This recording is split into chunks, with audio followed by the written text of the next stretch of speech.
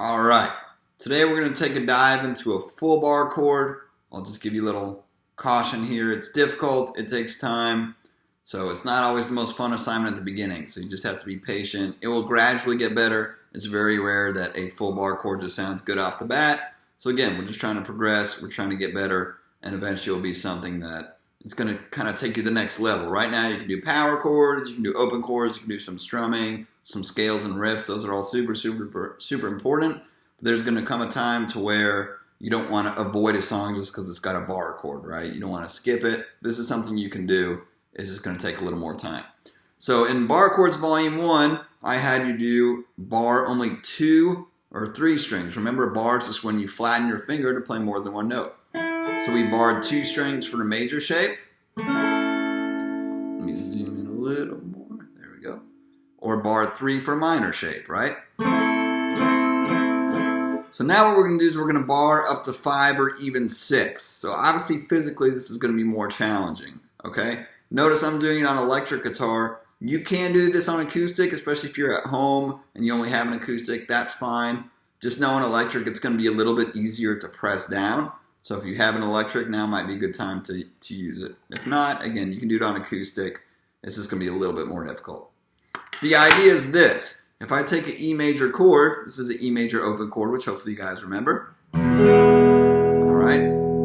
If I move it up a fret, it sounds kind of cool in this case because it's that Phrygian Spanishy kind of sound.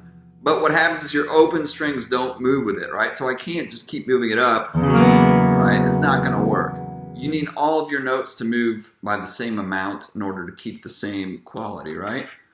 So in comes a capo, right? You guys have used a capo. Well, if you have a capo, you can do it, right? But obviously in a song, there's no way you're gonna be able to keep moving a capo around, right? It's just not going to be possible. So what we're going to do is we're going to replace the capo with your first finger, your poor first finger. It's very upset about this decision, but it doesn't really have a choice, okay? So what I'm going to do is I'm going to walk you through the different shapes, and I'll just walk you through one of the songs on your sheet, okay? So I'm going to start on A, which is my second dot, because it's kind of in the middle of my neck-ish, okay?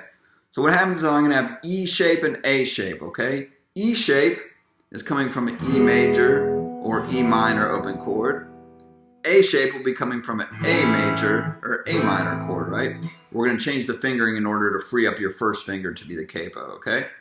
So let's say if I'm on A, that means I'm going to capo that fret or bar that fret.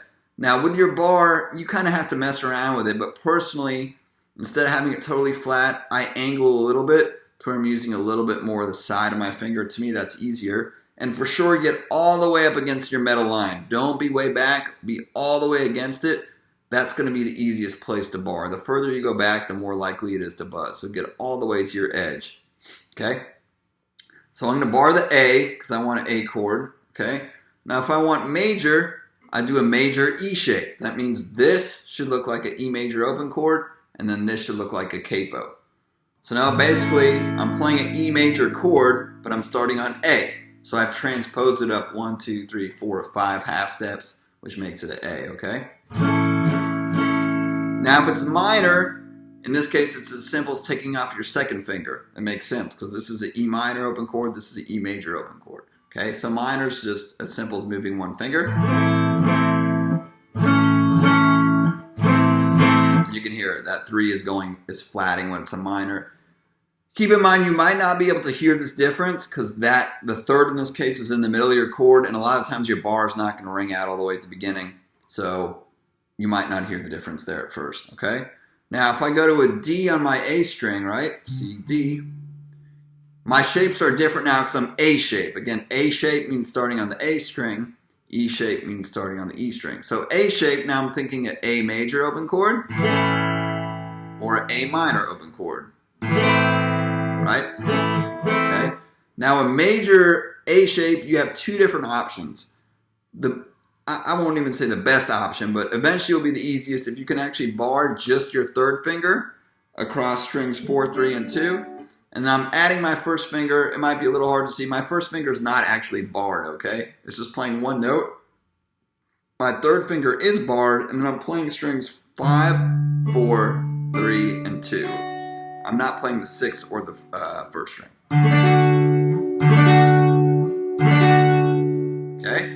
You can also do this one without a bar. It'd be fingers 1, 2, 3, 4.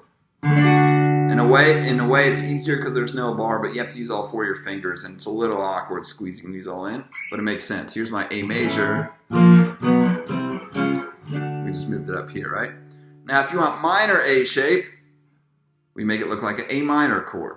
Okay, so make sure on your sheet you have to use either E shape major minor or A shape major minor, okay?